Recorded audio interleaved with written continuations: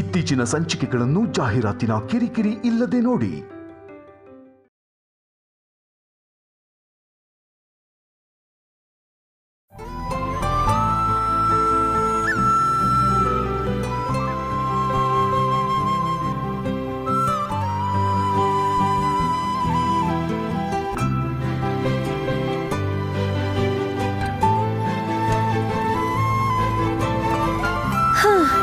ಇಷ್ಟೆಲ್ಲ ಡೆಕೋರೇಟ್ ಮಾಡ್ಕೊಂಡು ಇಲ್ಲೇ ಸುಸ್ತಾದ್ರೆ ಹೇಗ್ ರಾಧಿಕಾ? ಇಷ್ಟಪಟ್ಟು ಮಾಡೋ ಕೆಲಸದಲ್ಲಿ ಸುಸ್ತಾಗಲ್ಲ. ಇಂಥವೆಲ್ಲ ಲೈಫ್ ಟೈಮ್ ಬ್ಯೂಟಿಫುಲ್ ಮೂಮೆಂಟ್ಸ್ ಆಗಿ ಉಳ್ಕೊಳ್ಳುತ್ತೆ. ಈ ರಾತ್ರಿ ನಿಜವಾಗ್ಲೂ ನಿನ್ ಲೈಫ್ ಟೈಮ್ ಮೆಮೊರಿನೇ ಆಗುತ್ತೆ ರಾಧಿಕಾ. ಆದ್ರೆ ನೀನ್ ಅನ್ಕೊಂಡಿರೋ ಹಾಗೆ ಸುಂದರವಾಗಿರೋ ನೆನಪಲ್ಲ, ಜೀವನ್ ಪೂರ್ತಿ ಕಣ್ಣೀರಿಡೋ ಅಂತ ಕಹಿ ನೆನಪು.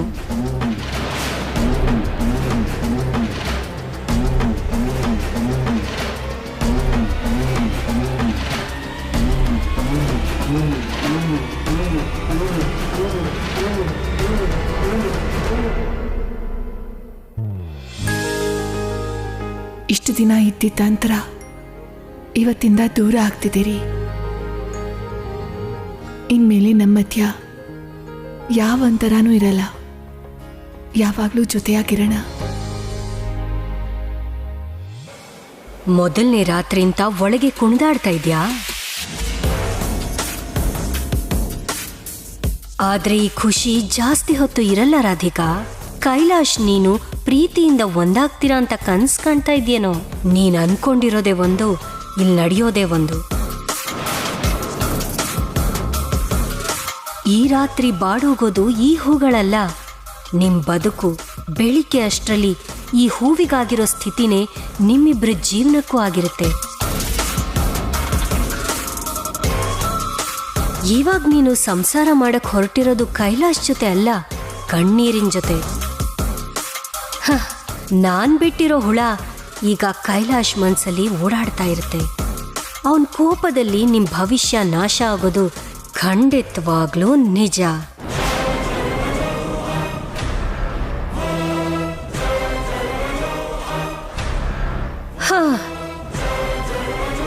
ರಾಧಿಕಾ, ಈ ರೂಮ್ ಡೆಕೋರೇಷನ್ ಆಗೋಯ್ತಲ್ಲ ನೋಡು, ನೀನೇ ರೆಡಿ ಆಗಿಲ್ಲ. ಟೈಮ್ ಇಲ್ಲ, ನಡಿ ರೆಡಿ ಆಗುವಂತೆ. ಕೈಲಾಶ್ ಆಗ್ಲೇ ರೆಡಿ ಆಗಾಯ್ತು, ನಡಿ ನಡಿ ಬಾ.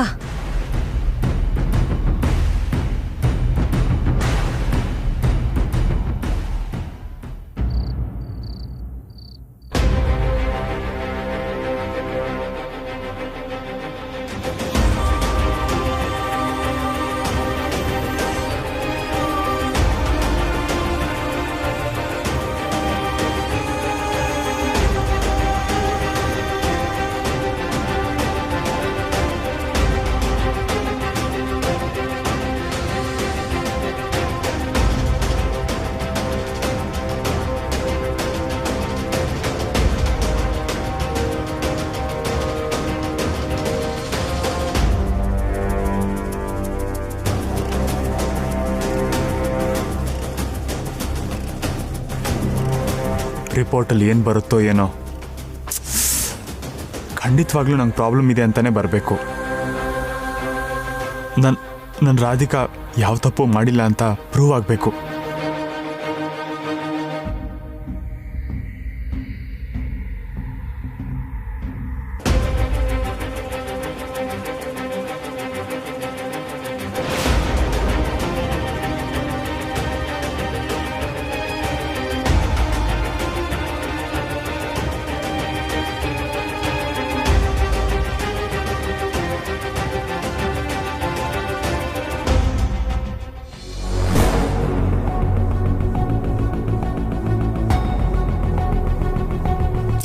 ಈ ಸಮಸ್ಯೆನ ಹೇಗೆ ಸಾಲ್ವ್ ಮಾಡೋದು?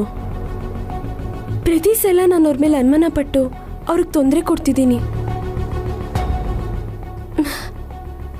ಇದು ಹೀಗೆ ಕಂಟಿನ್ಯೂ ಆಗೋದು ನಂಗೆ ಇಷ್ಟ ಇಲ್ಲ. ಹೇಗಾದ್ರೂ ಮಾಡಿ ಇದಕ್ಕೊಂದು ಫುಲ್ ಸ್ಟಾಪ್ ಹಾಕಬೇಕು. ಯಾರೋ ಫೋನ್ ಮಾಡಿ ಭಯ ಪಡಿಸ್ತಿದ್ರೆ ನಾನು ನನ್ನ ಗಂಡನ ಹತ್ರ ಹಾಗೆ ನಡ್ಕೊಳ್ಳೋದು ಒಂಚೂರು ಸರಿ ಇಲ್ಲ. ಆದಷ್ಟು ಬೇಗ ಈ ಸಮಸ್ಯೆನ ಸರಿ ಮಾಡಬೇಕು. ಆದ್ರೆ ಹೇಗೆ?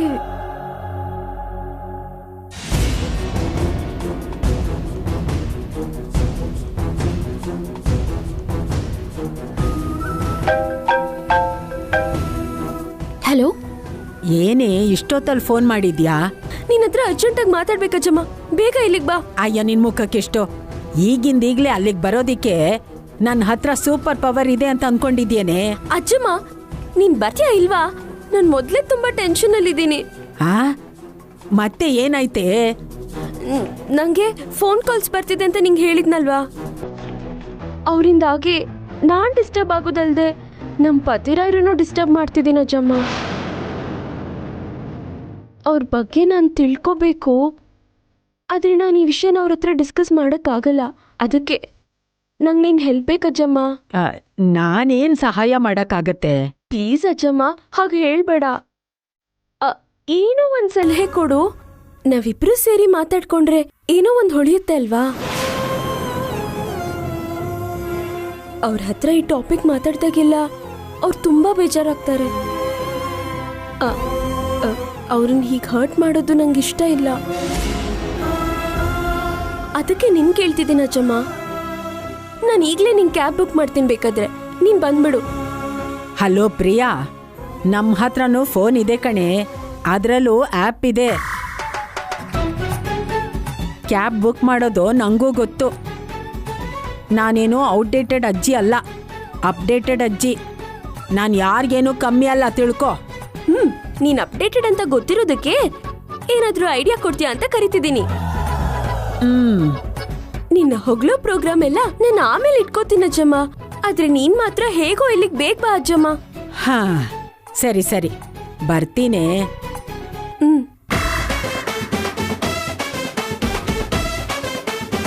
ಇವಳೊಬ್ಳು, ಇವಳಿಗೇನಾದ್ರೂ ಡೌಟ್ ಬಂದ್ರೆ, ಟೆನ್ಷನ್ ಆದ್ರೆ ಬೇಕಾಗಿರೋರ್ನ ಹಿಂಡಿ ಹಿಪ್ಪೆ ಕಾಯಿ ಮಾಡ್ಬಿಡ್ತಾಳೆ.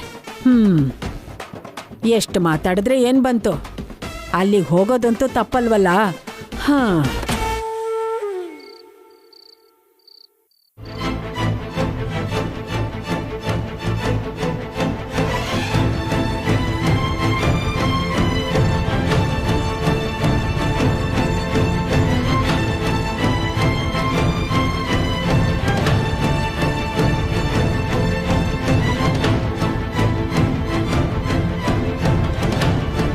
ಏನ್ ಮಾಡೋದಜ್ಜಮ್ಮ?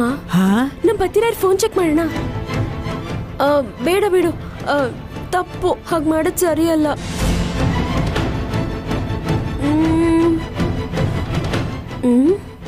ಏನ್ ಮಾಡೋಣ? ಅಜ್ಜಮ್ಮ, ಹೋಗ್ಲಿ ಪೊಲೀಸಿಗೆ ಫೋನ್ ಮಾಡಿ ಈ ಅನ್ನೋ ನಂಬರ್ ಯಾರ್ದು ಅಂತ ತಿಳ್ಕೊಳಕ್ ಟ್ರೈ ಮಾಡಿದ್ರೆ? ಏ ಹುಚ್ಚ ಹುಡುಗಿ, ಪೊಲೀಸ್ವರೆಗೂ ಹೋದ್ರೆ ಎಷ್ಟು ತೊಂದರೆ ಆಗತ್ತೆ ಗೊತ್ತಾ? ಇದು ನಿನ್ ಸಂಸಾರದ ವಿಷಯ ಕಣೆ, ಇದನ್ನ ಗುಟ್ಟಾಗಿ ಮಾಡ್ಬೇಕು ಕಣೆ. ಈ ಗುಟ್ಟನ್ನ ಯಾರಾದ್ರೂ ರಟ್ ಮಾಡ್ತಾರಾ? ನೀನೋ ನಿನ್ ತಲೆನೋ. ಅದು ಕರೆಕ್ಟ್ ಅಜ್ಜಮ್ಮ.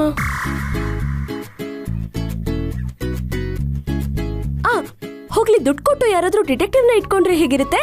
ನಿನ್ ಮುಖ ತರ ಇರತ್ತೆ.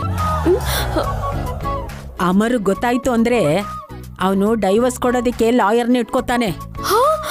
ಅಜ್ಜಮ್ಮ, ಏಯ್ ಅಲ್ಲ, ನಿನ್ ಪ್ರಾಬ್ಲಮ್ ಏನೇ? ಇಲ್ಲಿವರೆಗೂ ನೀನೆ ಏನೋ ಒಂದು ಐಡಿಯಾ ಹೇಳಿ ನನ್ನನ್ನ ಡಿಸ್ಟರ್ಬ್ ಮಾಡ್ತಿದ್ಯಾ. ಸ್ವಲ್ಪ ಹೊತ್ತು ಸುಮ್ಮನಿರಕ್ಕಾಗಲ್ವಾ?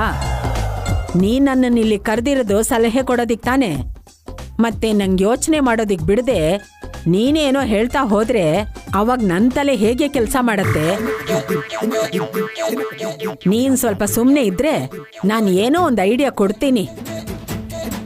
ನೀನು ಗಾಬರಿ ಆಗಿ ನಂಗೂ ಗಾಬರಿ ಮಾಡಬೇಡ, ಸರಿನಾ?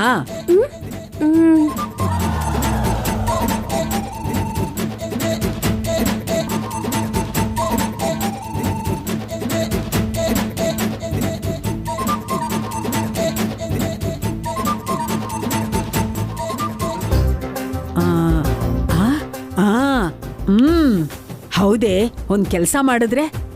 ಅಜ್ಜಮ್ಮ, ಆ ಕೆಲ್ಸ ಸೈಡಲ್ಲಿಡು. ಮೊದ್ಲು ನಂಗೊಂದು ಐಡಿಯಾ ಬಂದಿದೆ, ಹೇಳ್ತೀನಿ ಕೇಳು. ನೀನೇ ಎಲ್ಲ ಯೋಚನೆ ಮಾಡೋ ಹಾಗಿದ್ರೆ ನನ್ನನ್ ಯಾಕೆ ಕರೆದಿದ್ಯಾ? ಆ ಸರಿ ಬಿಡು, ಕೇಳದೆ ಬೇರೆ ದಾರಿ ಇದೆಯಾ ಹೇಳು. ಆ, ನಾನು ಫಸ್ಟ್ ಟೈಮ್ ನಮ್ಮ ಪತಿರಾಯರ್ನ ನಮ್ಮ ಮಾವನ ಮಗಳ ಮದ್ವೆಲಿ ನೋಡಿದ್ದು.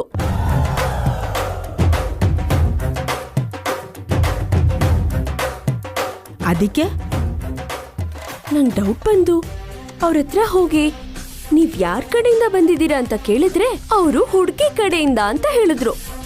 ಹೌದಾ, ನಾವು ಹುಡುಗಿ ಕಡೆಯವ್ರೆ, ಆದ್ರೆ ನೀವ್ಯಾರೋ ನಂಗೆ ಗೊತ್ತಿಲ್ಲ ಅಂತ ಹೇಳ್ದೆ. ನೀವ್ ನಮ್ ಸಂಬಂಧಿಕರಲ್ವಲ್ಲ ಅಂತ ಹೇಳಿದ್ರೆ ಅವಾಗ ಹುಡ್ಗನ್ ಕಡೆಯವರು ಅಂತ ಹೇಳಿದ್ರು. ಹಾ ಅವ್ರ ಹತ್ರ ತಡ್ವರ್ಸಿದ್ ನೋಡಿ ಅಲ್ಲಿಗೆ ಅವ್ರು ಬೇರೆ ಯಾವ್ದೋ ಉದ್ದೇಶದಿಂದ ಬಂದಿದ್ದಾರೆ ಅಂತ ಅವಾಗ ಅರ್ಥ ಮಾಡ್ಕೊಂಡು ಸರಿಯಾಗಿ ಕೇಳ್ದೆ. ಅವಾಗ ಅವ್ರು ನಂಗೆ ನಿಜ ಹೇಳಿದ್ರು ಅಜ್ಜಮ್ಮ. ನಿಜಾನಾ? ಏನೇ ಅದು?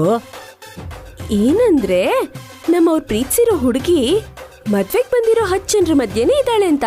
ಹಾ ಅವಳಿಗೋಸ್ಕರನೇ ಬಂದಿದ್ದೀನಿ ಅಂತಾನೂ ಹೇಳಿದ್ರು.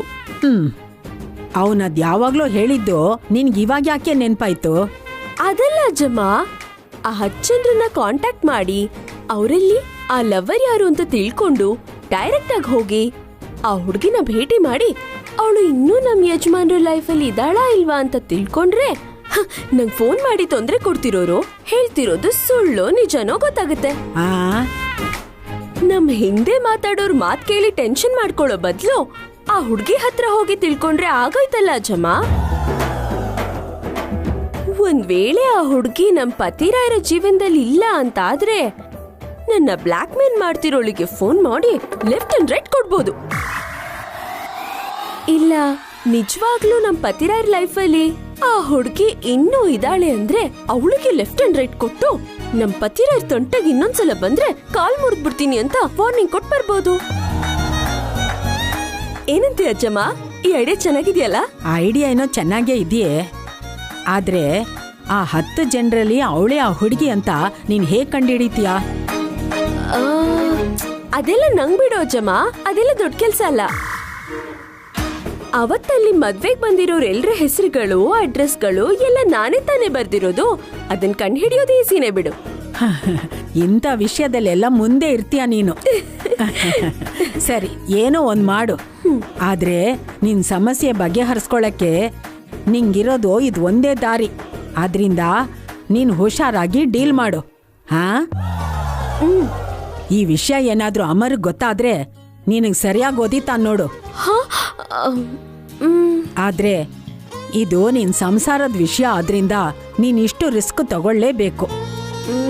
ಆದ್ರೆ ಏನೇ ಮಾಡಿದ್ರು ಸ್ವಲ್ಪ ರಹಸ್ಯವಾಗಿ ಮಾಡು. ಸರಿ ಅಜ್ಜಮ್ಮ, ಅವ್ರಿಗೇನು ಗೊತ್ತಾಗ್ದಂಗ್ ಮಾಡ್ತೀನಿ. ಅವ್ರಿಗೆ ಯಾವ ಡೌಟು ಬರ್ದೇ ಇರೋ ತರ ನನ್ ಪ್ರಾಬ್ಲಮ್ನ ಸಾಲ್ವ್ ಮಾಡ್ಕೋತೀನಿ. ಈ ಪ್ರಿಯಾ ಮನ್ಸ್ ಮಾಡಿದ್ರೆ ಏನ್ ಬೇಕಾದ್ರೂ ಸಾಧಿಸ್ಬೋದು. ನಮ್ ಪತಿರಾರನು ನನ್ನ ಬೇರೆ ಮಾಡಕ್ ನೋಡ್ತಾರಲ್ವಾ, ಅವ್ರಿಗೆ ಉಲ್ಟಾ ಹೋಗಿ ನಾನೇ ಎಲ್ಲ ಎನ್ಕ್ವೈರಿ ಮಾಡಿ ಅವ್ರಿಗೊಂದು ಪಾಠ ಕಲಿಸ್ತೀನಿ. ನೋಡು ಪ್ರಿಯಾ, ಈ ವಿಷಯದಲ್ಲಿ ನಿಂಗೇನೇ ಸಹಾಯ ಬೇಕಿದ್ರು ನನ್ನನ್ನು ಕೇಳು, ನಾನ್ ನಿಂಗೆ ಸಹಾಯ ಮಾಡ್ತೀನಿ. ಅವಶ್ಯಕತೆ ಬಂದ್ರೆ ಖಂಡಿತ ನಿನ್ ಸಹಾಯ ತಗೋತೀನಿ ಅಜ್ಜಮ್ಮ. ಹಾ,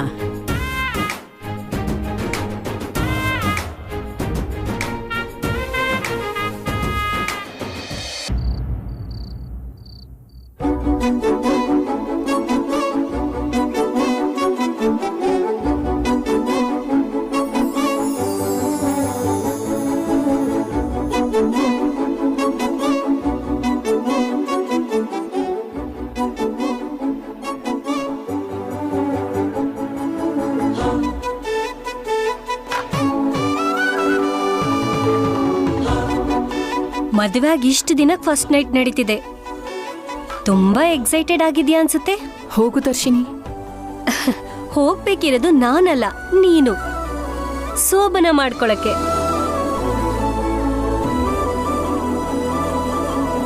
ಏನಮ್ಮ ದರ್ಶಿನಿ, ರಾಧಿಕಾನ ರೆಡಿ ಮಾಡಿದ್ದೆಲ್ಲ ಮುಗಿತಾ? ಇಲ್ಲಿ ನೋಡಿ, ಆಗೋಯ್ತು.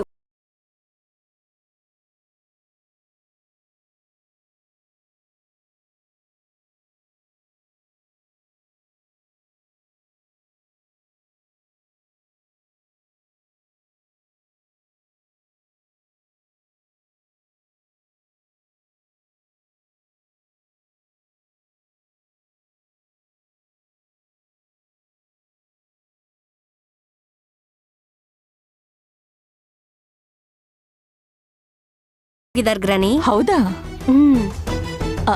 ಅವ್ರ ಜೊತೆ ನೀನು ಹೋಗ್ಬೋದಿತ್ತಲ್ಲ, ಹನಿಮೂನ್ ಟ್ರಿಪ್ ಆಗ್ತಾ ಇತ್ತು.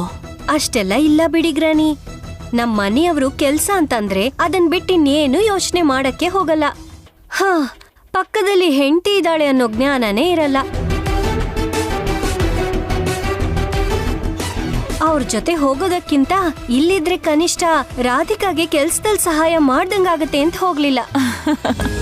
ಒಳ್ಳೆ ಕೆಲ್ಸ ಮಾಡ್ದ್ಯಮ್ಮ. ಹಾಗೆ ನನ್ಗಿನ್ನೊಂದ್ ಸಹಾಯ ಮಾಡ್ತೀಯಾ? ಏನ್ ಗ್ರಾನಿ?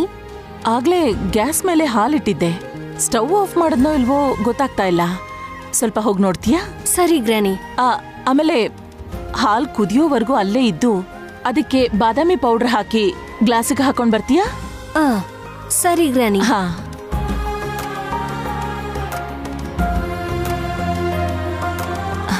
ಏನಿಲ್ಲಮ್ಮ, ನಿನ್ ಹತ್ರ ಮಾತಾಡ್ಬೇಕು ಅನ್ನಿಸ್ತು.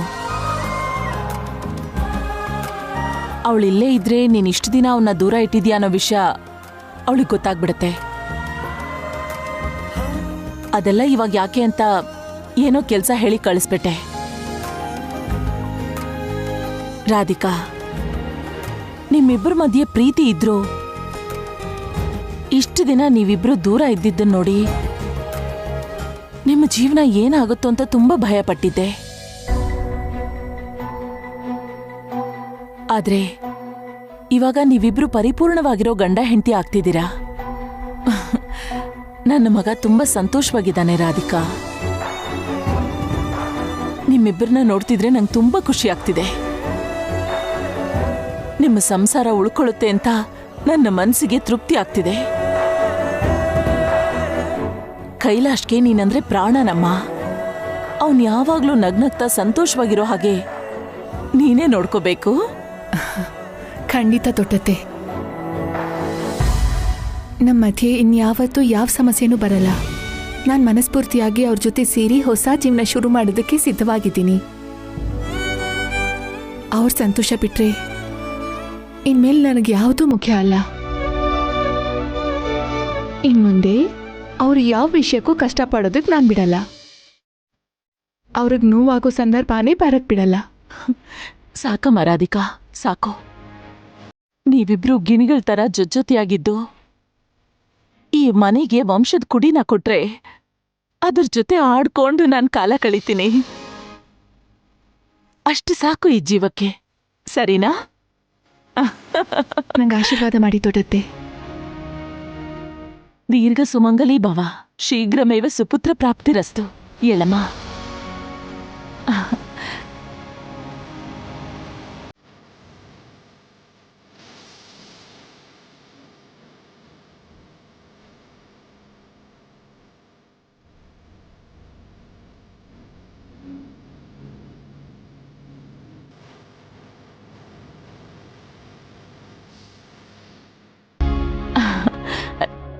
ರಾಧಿಕಾ, ನಿನ್ನ ಯಾವಾಗ ಮುದ್ದು ಮಾಡ್ಲಿ ಅಂತ ಆ ಕಡೆ ನನ್ನ ಮಗ ಕಾಯ್ತಾ ಇರ್ತಾನೆ.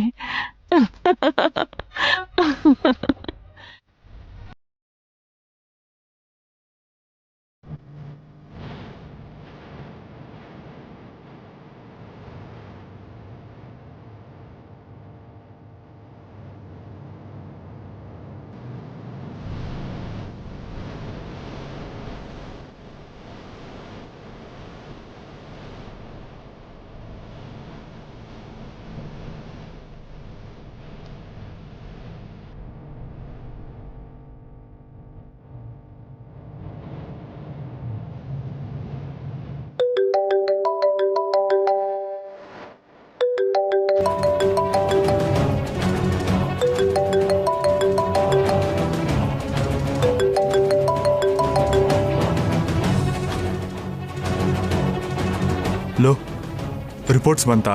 ಬಂದು ಕಣೋ. ಲೋ ನಂಗೆ ಪ್ರಾಬ್ಲಮ್ ಇದೆ ತಾನೆ. ರಾಧಿಕಾ ಏನು ತಪ್ಪು ಮಾಡಿಲ್ಲ ಅಲ್ವಾ? ಹಾ, ಹಲೋ. ಏಯ್, ಯಾಕೋ ಸುಮ್ಮನೆ ಇದೆಯಾ? ನೀನು ಹೇಳೋ ಮಾತಿಗೆ ನಾನು ಎಷ್ಟು ಹೊತ್ತಿಂದ ವೆಯ್ಟ್ ಮಾಡ್ತಿದ್ದೀನಿ ಅಂತ ಗೊತ್ತಿದ್ಯಾ? ಏಯ್, ದಯವಿಟ್ಟು ನಂಗೆ ಪ್ರಾಬ್ಲಮ್ ಇದೆ ಅಂತ ಹೇಳೋ. ಲೋ, ದಯವಿಟ್ಟು ನಂಗೆ ಪ್ರಾಬ್ಲಮ್ ಇದೆ ಅಂತ ಹೇಳೋ. ನೀನಿಲ್ಲ ಅಂತ ಹೇಳಿದ್ರೆ ನಾನು ತಡ್ಕೊಳಲ್ವೋ? ಪ್ಲೀಸ್ ಕಣೋ, ಬೇಗ ಹೇಳು. ಟೆನ್ಷನ್ ಅಲ್ಲಿ ನಂಗೆ ಹುಚ್ಚಿಡೀತಿದೆ, ಹೇಳು. ಸಾರಿ ಕೈಲೇಶ್,